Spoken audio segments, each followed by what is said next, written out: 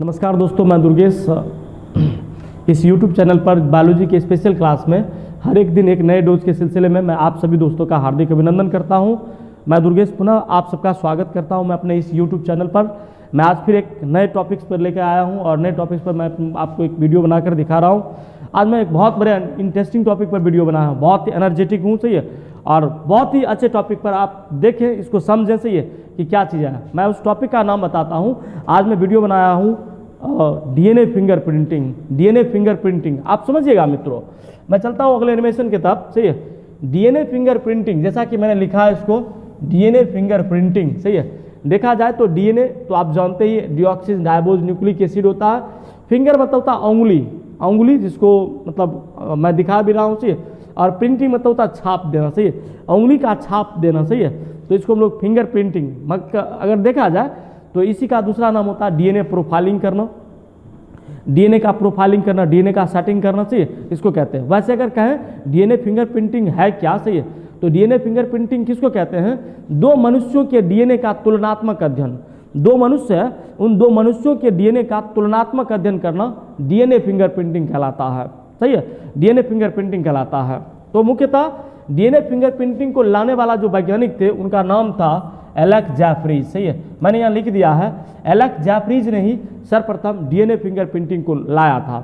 जैसे कि अगर मान लीजिए हम लोग देखें, अगर मुख्यतः हम लोग बात करें, जैसे कि मान लीजिए एक गिलास ठंडा पानी ले लें और उसके ऊपर अगर मान लीजिए अपने उंगली से ऐसे हाथ से अगर पकड़ते हैं तो देखते हैं कि उसमें जो है उंगली का छाप निकल जाता है, सही है। तो ये छाप जो है मुख्यतः अगर बात करूं तो हम लोग के शरीर से, मनुष्य के शरीर से एसिटिक एसिड का स्राव होते रहता है और वही एसिटिक एसिड के स्राव की वजह से अभी मैं दिखा रहा था कि बता रहा था आपको कि जिस प्रकार मान लीजिए कि गिलास पकड़ते हो और गिलास पकड़ने पर जब देखते हैं, सही है, तो गिलास में जो है इस अंगूठे का जो है मुख्यतः अंगूठे देखा जाए और ये पांचों उंगली को देखा जाए तो पांचों उंगली का प्रिंट जो है उस गिलास पर उखड़ जाता है और गिलास पर उखड़ने के बाद जो है वह फिर अपना फिंगरप्रिंट जो है दिखा देता है, सही है। तो फिंगरप्रिंटिंग इसको मुख्यतः ये भी फिंगरप्रिंट का एक पार्ट है, सही है, फिंगरप्रिंट का पार्ट है। लेकिन अगर इसके आगे चले आप देखते होंगे, सही है, जहाँ पर क्राइम होता है वहाँ पर देखिएगा आप जो पिस्तौल होता है, सही है, उसको जब पुलिस हमेशा देखेगा रुमाल से, सही है, हैंडकरचीफ होती है उसके द्वारा सहारा से उसको पकड़ती है, कैच करती है। और कैच इसलिए करती है चूंकि मतलब पुलिस का फिंगरप्रिंटिंग उस पर ना उखड़ जाए।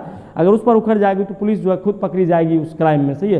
तो इसलिए जो है पुलिस हमेशा देखेगा कि कपड़ा से जो है उस वस्तु को पकड़ता है। किसी भी मतलब कोई भी अनजान वस्तु होती है तो उस अनजान वस्तु को हमेशा अपने हाथों से कभी नहीं छूती है। तो यही कारण होती है। तो मैं भी चर्चा किया कि एलेक जैफ्रीज साहब ने ही, सही है, डीएनए फिंगरप्रिंटिंग को लाया। इसी का दूसरा नाम था डीएनए प्रोफाइलिंग भी हम लोग कहते हैं, सही है। मैंने अगले एनिमेशन में देखा डीएनए प्रोफाइलिंग करना या डीएनए प्रिंटिंग करना। तो अगर मैं देखा जाए, अगर बात करूं डीएनए फिंगरप्रिंटिंग का क्या होता है डीएनए फिंगरप्रिंटिंग, तो देखा जाए that the technique use to the distinguish between the individual to the same. यह एक डीएनए फिंगरप्रिंटिंग एक टेक्निक्स है, सही है, जो दो मनुष्यों के बीच जो है डिस्टिंग्विश लाता है, अंतर लाता है, दो मनुष्यों के बीच जो है मतलब विभिन्नता को दिखाता है। Same to the species using that only samples to their the DNA, सही है। और दोनों मनुष्य के बीच दूरी दिखाने के लिए मतलब डीएनए सैंपल्स का यूज किया जाता है। डीएनए के सैंपल्स को लेकर और दो मनुष्य के बीच कुछ जो है अंतर को दिखा देता है। मुख्यतः ये इसका काम करता है। अगर मैं दूसरी बात करूं तो two humans will be the have their the vast the majority of their the DNA sequence in the common, सही है। अगर दो मनुष्य की बात करूं तो दोनों मनुष्य के डीएनए में, सही है, आकाश जमीन का अंतर होता है, सही है।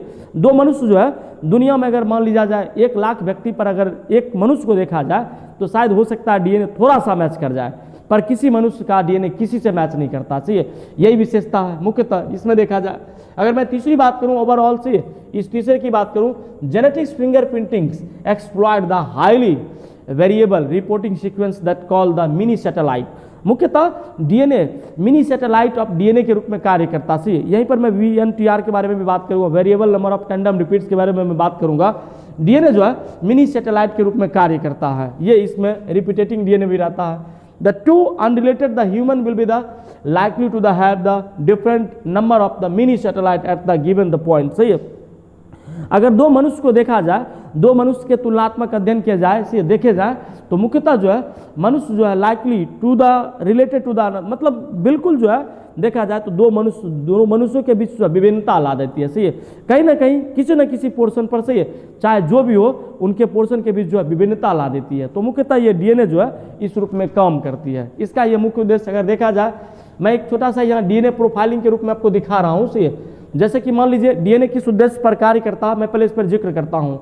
मान लीजिए कहीं पर कोई क्राइम हो रही है, एक छोटी सी कहानी मतलब बीच में ला रहा हूँ, कहीं पर कोई क्राइम हो रही है, अगर मान लीजिए जो टेरर है, जो आतंकवाद है, वह अपना निशाना छोड़ गई, चाहे वो चप्पल छोड़ दे, हेलमेट छोड़ दे, बाल कहीं या मान लीजिए ब्लड निकल जाए, या मान लीजिए कहीं उसका स्पर्म हो या कोई सेल हो, या से मतलब ओवम हो या मसल्स हो, मांसपेशी हो, ब्लड हो, किसी भी शरीर का कोई भी टुकड़ा उसका गिरना चाहिए किसी स्पेसिफिक साइट पर से। तो पुलिस क्या करती है, पुलिस संदेह के घेरे में रहकर से उस चीज़ को नमूने के रूप में एकत्रित कर लेती है, उठा लेती है। सही है, और उठाकर उसको फॉरेंसिक लैब भेज देती है, प्रयोगशाला में भेज देती है, और उस प्रयोगशाला में भेजकर उसके डीएनए को टेस्ट कर लिया जाता है। सही, डीएनए का जो नाइट्रोजनस बेस का जो क्रम होता है, जो कोडिंग क्रम होता है, जो सीक्वेंस होता है, उसका बैंडिंग कर लेती है, प्रोब्स के माध्यम से फाइलिंग कर लेती है। सही, और फाइलिंग करने के बाद जो है उस डीएनए को रख लेती है। अब जो है क्या करती है, दूसरे स्टेप में जहां पर भी मान लो गोली मतलब क्राइम चली, गोली चली, सही है, जहां पर भी ये कारोबार हुआ, उस आदमी को वो पकड़ती है और उसको पूछती है पुलिस कि आप ये बताओ कि आपको किस किस व्यक्ति पर संदेह है, ऐसा कौन कौन व्यक्ति है जो इस क्राइम में शाहिद होगी। सही है, तो व्यक्ति जो है मतलब वो बताता है कि मुझे इस व्यक्ति पर, फलाने फलाने व्यक्ति पर जो है संदेह है, ये व्यक्ति हो सकता है कि ये किसी व्यक्ति, अनजान व्यक्ति का मर्डर किया। सही है, तो इस बेसिस पर पुलिस क्या करती है, उस व्यक्ति को पकड़ लेती है, और पुलिस पकड़ कर, सही है, उसका ब्लड सैंपल लेकर उसका डीएनए को टेस्ट करता है। सही है, और डीएनए टेस्ट करके, सही है, पुलिस जो है डीएनए टेस्ट करके अगर मान लीजिए वो व्यक्ति सही में क्राइम में इन्वॉल्व है, सही है, तो उसका वो पता कर लेगी, चूंकि डीएनए मैचिंग करवा लेगी, पता लगा लेगी और जान लेगी कि सही है ये व्यक्ति है। अगर मान लीजिए सस्पेक्शन 2 की बात करूं, सस्पेक्शन 1 या 2, दूसरा कोई व्यक्ति है, इसका डीएनए मैच नहीं किया, दूसरा व्यक्ति से डीएनए मैच किया, अब दूसरे डीएनए के व्यक्ति से दूसरे के ब्लड को सैंपल को लिया जाएगा। सही, और उस व्यक्ति का डीएनए फिर टेस्ट किया जाएगा ब्लड सैंपल के माध्यम से फॉरेंसिक लैब में। सही, और उसके डीएनए को टेस्ट करके, सही, फिर वो देखेगा जो जो क्राइम सीन्स था वहाँ के डीएनए से मैचिंग करवाएगा। सही है, अगर वहाँ के डीएनए से मैच कर जाएगा, सही, तो हो सकता है कि वो क्राइमर, सही है, पकड़ा जाए कि हाँ इसने व्यक्ति ने, इस सस्पेक्टेड 2 व्यक्ति ने, सही है, क्राइम किया है।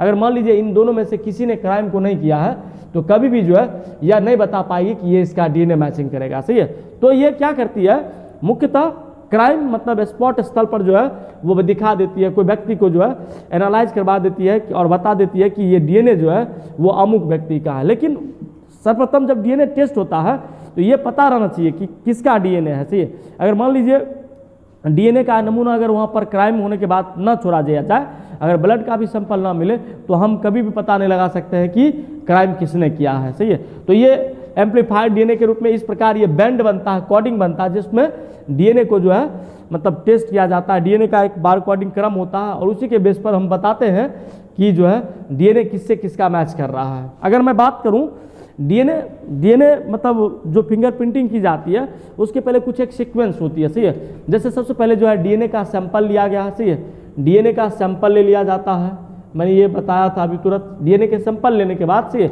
उस डीएनए को से पीसीआर करवाया जाता है। पीसीआर मतलब होता है polymerase chain reaction, polymerase chain reaction करवाई जाती है। सही है, ये पॉलीमेरेज चेन रिएक्शन क्या होता है, मतलब डीएनए जो एक डीएनए होता है, उन डीएनए से लाखों करोड़ों डीएनए तैयार कर लिया जाता है। सही है, और उस करोड़ों डीएनए के तैयार करने की प्रक्रिया को हम लोग कहते हैं शॉर्ट में पीसीआर, पॉलीमेरेज चेन रिएक्शन। सही है, तो क्या किया जाता है, पॉलीमेरेज चेन रिएक्शन करवाया जाता है। सही है, मतलब जो डीएनए जो एक्स्ट्रा मतलब डीएनए का जो बाहरी क्रम होता है, उस डीएनए को काटने के लिए एक एंजाइम की आवश्यकता पड़ती है, जिसको हम लोग कहते हैं रेस्ट्रिक्शन इंडोन्यूक्लियेज एंजाइम। याद रखिएगा, बहुत इंपॉर्टेंट रहता है, रेस्ट्रिक्शन इंडोन्यूक्लियेज एंजाइम। सही है, इंडोन्यूक्लियेज एंजाइम होती है। सही है, इसी एंजाइम के माध्यम से डीएनए को कटिंग किया जाता है। डीएनए को मतलब एक्सट्रोन और एंट्रोन पोर्शन पर काटा जाता है, जैसे कि मैं यहाँ पर कैंची बना के दिखाया हूँ। सही है, यहाँ पर रेस्ट्रिक्शन इंडोन्यूक्लियेज एंजाइम डाला गया है, यहीं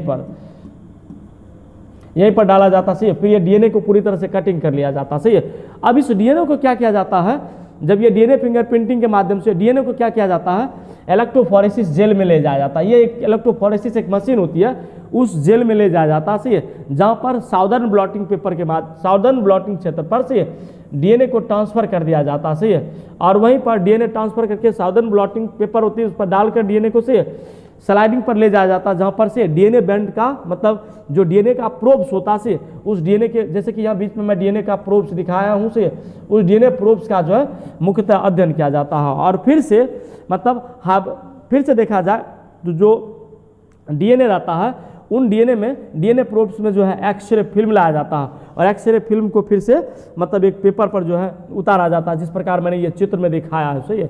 इस तरह से जो है मतलब डीएनए को मतलब एक पेपर पर डालकर से फिर से जो मैचिंग डीएनए जिनसे मैचिंग करवाना हो, जो मतलब क्राइम किया से या डीएनए का उद्देश्य किस पर था, किस उद्देश्य से डीएनए का टेस्टिंग किया गया, उसका पता लगा लेते हैं। तो ये कुछ एक प्रोसेस है जिसके द्वारा जो है मतलब डीएनए को जो है कटिंग की जाती है, और कटिंग करके डीएनए का पीसीआर करवा कर से फिर से जो है डीएनए प्रोब्स को सादर ब्लॉटिंग पर ले जाकर से डीएनए का मतलब एक्सरे किरण प्रवाहित करके एक मतलब कोडिंग बैंड तैयार कर लिया जाता है, और कोडिंग बैंड तैयार करके नाइट्रोजनस बेस के क्रम में फिर जोड़ करके उस डीएनए को एडेनिन, ग्वानिन, साइटोसिन, थायमिन, सही है, इन सब से मिलाकर डीएनए का एक सीक्वेंस तैयार करता है, जिसको मतलब डीएनए फिंगरप्रिंटिंग में जिस पर भी शक होता है उसके प्रोब्स को तैयार कर लेता है और डीएनए को दिखा देता है। तो ये इसका प्रोसेस होता है कि डीएनए फिंगरप्रिंटिंग कैसे की जाती है, मैंने इसको बताया ओवरऑल से। मैं अगर अगले एनिमेशन में चलूँ तो अभी मैंने छोटा सा बोला था कि VNTR होता है, VNTR मतलब होता है से एक मदर एक फादर का देखा जाए से इनके बीच रहता है, इनके बीच डीएनए रहता है, इनके बीच देखा जाए, इनके बीच भी देखा जाए, सही है। अब इन दोनों का जो है डीएनए इसमें आ जाएगा, सही है, फिर इसमें मतलब इनको अगर देखा जाए मदर और पेरेंट्स के बीच, सही है, तो VNTR होता है, ये डीएनए का सीक्वेंस होता है VNTR। इसको हम लोग कहते हैं variable number of tandem repeats, सही है, variable number of tandem repeats. इन दोनों का से जो बीच में जो प्यूरिन और पैरामिडिन के बीच जो मतलब थायमिन, ग्वानिन, साइटोसिन, एडेनिन काम करता है, वही इसमें कोडिंग दिखाता है, जिस कोडिंग को हम लोग कहते हैं VNTR कहते हैं, variable number of tandem repeats कहते हैं, सही है। अब मैं बात कर रहा हूँ पूरे ओवरऑल मतलब हम लोग डीएनए फिंगरप्रिंटिंग पढ़ रहे हैं। अब थोड़ा सा और टॉपिक इंटरेस्टिंग ऐसे है कि हम लोग डीएनए फिंगरप्रिंटिंग को यूज कहाँ करते हैं, डीएनए फिंगरप्रिंटिंग का हम लोग उपयोग कहाँ कर सकते हैं, सही है, समझने की बात है, सही है, समझिएगा मित्रों। जैसे कि मैंने पहला बताया आपको, सही है, फॉरेंसिक लैबोरेटरीज में इसका उपयोग किया जाता है अपराधियों को पहचानने के लिए। मान लीजिए कोई अपराधी था, सही है, तो उन अपराधियों पर हमें अगर शक हो जाए, शक के निगाह से हम उनको पकड़ लेते हैं, सही है, तो उन अपराधियों का डीएनए टेस्ट कर लिया जाए, सही है, और जहाँ पर क्राइम होता है वहाँ का डीएनए अगर मान लीजिए इनका हो, तो उन दोनों डीएनए को पता लगा कर से दोनों डीएनए को मैचिंग करके हम ये बता सकते हैं कि सही है इस अपराधी ने वहाँ पर क्राइम किया, सही है। तो अपराधियों के मतलब क्रिमिनोलॉजी में देखा जाए तो फॉरेंसिक लैबोरेटरीज में से इसका प्रयोग कर लिया जाता है। अगर मैं वहीं ओवरऑल दूसरे की बात करूँ तो समरूपी, मैंने पहले भी बताया था, सही है, समरूपी जुर्मा को छोड़कर जो आइडेंटिकल ट्विंस हो उसको छोड़ दिया जाए तो किसी भी संरचना से किसी भी दो व्यक्ति का डीएनए कभी मैच नहीं करता, सही है। अतः इसके सहारे हम लोग किसी भी जीव के पहचान की जा सकती है, डीएनए के आधार से, डीएनए के माध्यम से हम लोग किसी भी जीव को पहचान सकते हैं ये डीएनए किसका है। अगर मैं आगे देखूं तो मैंने लिखा है संदिग्ध माता पिता के बच्चे के डीएनए फिंगरप्रिंटिंग के आधार पर सही माता पिता की जानकारी प्राप्त की जा सकती है। मान लीजिए कोई ऐसा जैसे कि मान लीजिए कोई अनमेरिड वोमेन्स, अनमेरिड लड़कियां हैं, सही है, अब वो लड़कियां प्रेग्नेंट है, सही है, वो गर्भ धारण की हुई है, अब उनको पता नहीं, सही है, कि वो संतान है उनका है या मान लीजिए किसी और का है, सही है। तो इसके लिए जो है आप डीएनए फिंगरप्रिंटिंग का सहारा अच्छे से ले सकते हैं, और उन मतलब जो घर में बच्चा पल रहा उस बच्चे का डीएनए फिंगरप्रिंटिंग लेकर उस बच्चे के डीएनए टेस्ट का डीएनए का सैंपल लेकर से हम ये पता कर सकते हैं कि वो संतान किसका है। मान लीजिए मैं एक छोटा सा उदाहरण देता हूँ, सही है, कि एक गाय है, सही, गाय का एक बच्चा है, बछड़ा है, सही। अब उस बछड़ा को किसान कह रहा है कि ये मेरा बछड़ा है, वो कहता है मेरा बछड़ा, सही है। अब इस दोनों के बीच लड़ाई चल रही है, तो इस लड़ाई को निदान के लिए, सही, सबसे अच्छा है कि उस गाय के बछड़े का, सही, डीएनए टेस्ट कर लिया जाए और गाय के माता के डीएनए को टेस्ट करके, सही, हम ये बता सकते हैं कि ये गाय का बच्चा जो है किसका है, सही है। मान लीजिए कभी कभी कुत्ते के वजह से अनायास लड़ाई हो जाती है। मान लीजिए कुत्ता, कोई इंसान कहे कि ये कुत्ते का बच्चा जो है ये इसका है, वो कहे उसका बच्चा है, सही। कुत्ते के वजह से कभी कभी लड़ाई हो जाती है, सही।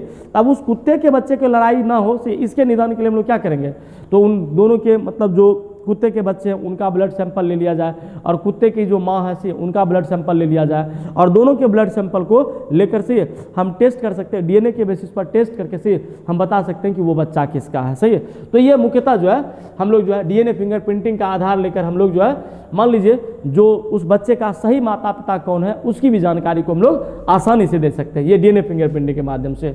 वहीं देखा जाए देशांतर में बसने वाले बहुत सारे ऐसे लोग हैं जो विदेश में रहते हैं, सही है, विदेश में रहते हैं, उनके साथ मान लीजिए कोई क्राइम हो जाए, सही है, तो उनके साथ क्राइम हो जाए तो उनके डीएनए को पता लगाने के लिए, सही है, उनके देशांतर में रहने वाले जीवन में विधि में उपयोग के द्वारा उसके संतति की जानकारी हेतु काफ़ी कारगर होती है, सही है, कि वो जो रह रहा है उनके साथ कुछ हुआ, सही है, अनायास कभी वो, सही है, उनका मर्डर हो गया तो उनके डीएनए को उनके ब्लड सैंपल के माध्यम से हम पता लगाकर कह सकते हैं, सही है, ये व्यक्ति जो है किसका है। तो डीएनए इतनी किफ़ायती है जिसके माध्यम से हम लोग जो है जानकारियों का एक खजाना तैयार कर सकते हैं, सही है, कहीं कुछ भी हो।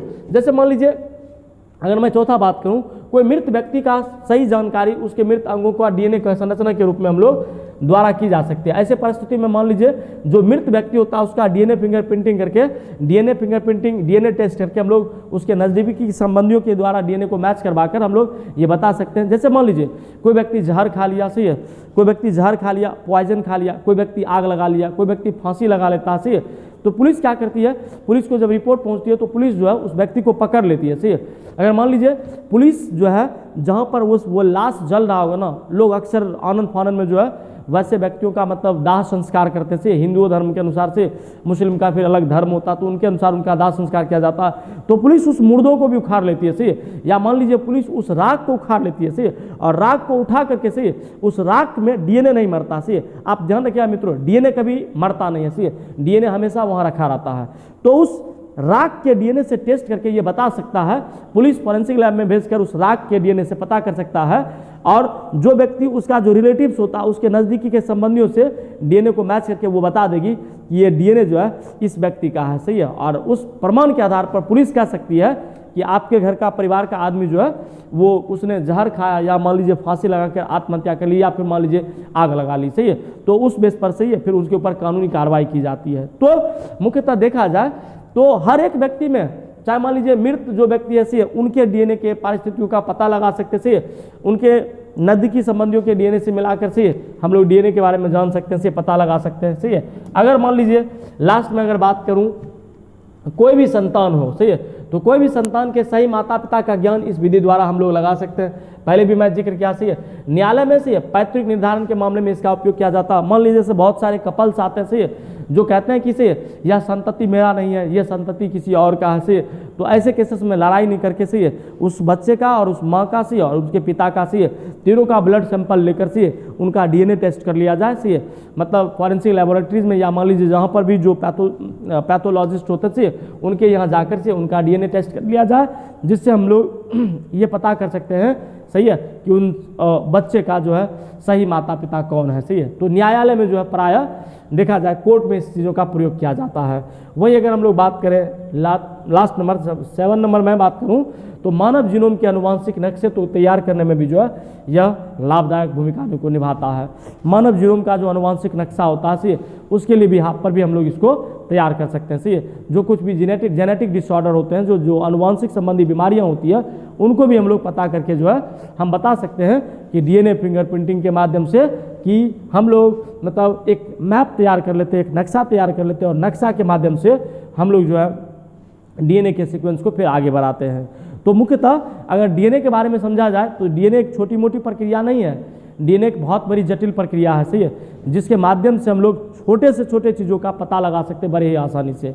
किसी भी चीज़ों में से चाहे वो क्राइम हो, सही है, या मान लो क्राइम हो, या मान लीजिए कोई ऐसे दंपति हैं जिनके ऊपर शक है, सही है, ये संतान मेरा नहीं है, सही है, या मान लीजिए कोई गाय के लिए लड़ रहे हैं, कोई कुत्ते के लिए लड़ रहे हैं, सही है, किसी भी हर एक वैसे पोजीशन पर, सही है, जहाँ पर आपको लगे कि डीएनए का टेस्ट करके हम भी पता कर सकते हैं, सही है, तो डीएनए वो हथियार है, सही है, जिसके माध्यम से हम डीएनए का टेस्ट करके, सही है, हम बता सकते हैं कि इस डीएनए का जो है मुख्य वजूद क्या है, ये डीएनए आया कहाँ से और ये डीएनए है तो किसका है, सही है, ये डीएनए किसका है, तो ये हम लोग सब बता सकते हैं, सही है। तो डीएनए एक बहुत बड़ा एक मतलब बहुत बड़ा एक हथियार है, सही है, जिसके माध्यम से हम लोग जो है जीव विज्ञान में एक क्रांतिकारी परिवर्तन लाते हैं। सही है, एक ऐसा परिवर्तन सही है जो मतलब मुख्यतः दिखा देता है। सही है, चाहे वो फॉरेंसिक लैब हो, सही है, या संदेहास्पद में वो मतलब कपल जो संततियों को जन्म दिया उनका भी पता लगा सकते हैं। सही है, ओवरऑल मैं बात करूं तो मुझे जहां से मैं देख रहा हूं तो डीएनए के पूरे प्रक्रम का पता हम लोग लगा सकते हैं इस डीएनए प्रिंटिंग के माध्यम से। और मैं अभी छोटी सी बात बोला था कि जो मनुष्य होता है हम लोग के शरीर में एसिटिक एसिड का स्राव होते रहता है। और ये एसिटिक एसिड का स्राव, जैसे कि मान लीजिए मैं ये कलम पकड़ा हूँ से, तो ये कलम के माध्यम से हमारे उंगली का छाप जो इस पर उखड़ जाता है। तो इसके माध्यम से भी अगर मान लीजिए इसके माध्यम से भी अगर चाहे तो डीएनए का इसका भी टेस्ट करके सही है।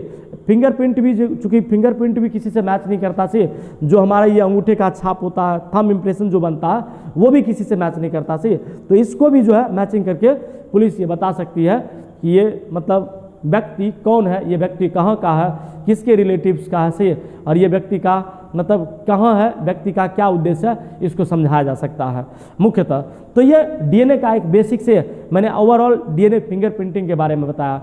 और मैं अंत में फिर वही कहूँगा सही कि डीएनए फिंगरप्रिंटिंग को अच्छे से समझिए सही है, और इनका जो है उपयोग किया जाए। और मुख्यतः सही है संदेहास्पद में जो है इसका बहुत ज़्यादा उपयोग किया जाता है, खास करके सही है न्यायालयों में देखा जाए सही है, पुलिस थानों में सही है, पुलिस जो है मतलब मुख्यतः जो है इसका उपयोग कर लेती है। ओवरऑल मैं आशा करता हूं कि ये वीडियो अच्छा लगा होगा डीएनए फिंगरप्रिंटिंग के ऊपर। सही है, मैं फिर आपसे एक छोटी सी बात गुजारिश करना चाहता हूं। सही है, अगर आप नए हो तो कृपया मेरे इस चैनल को सब्सक्राइब करें और बेल आइकन को प्रेस करना ना भूलें। सही है, मेरे वीडियो को लाइक भी करें। सही है, अच्छा लगे तो शेयर भी करें। सही है, अपने दोस्तों को भी बताएं। सही है, और इस वीडियो के माध्यम से मतलब और लोगों तक भी जो है इस नॉलेज को पहुँचाया जाए ताकि वो व्यक्ति को भी जो है लाभ मिल सके।